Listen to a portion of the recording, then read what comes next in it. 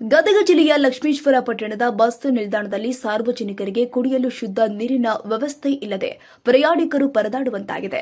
ಸರ್ಕಾರ ಲಕ್ಷಾಂತರ ರೂಪಾಯಿ ಹಣ ಖರ್ಚು ಮಾಡಿ ಶುದ್ಧ ಕುಡಿಯುವ ನೀರಿನ ಘಟಕವನ್ನು ಸ್ಥಾಪಿಸಲಾಯಿತು.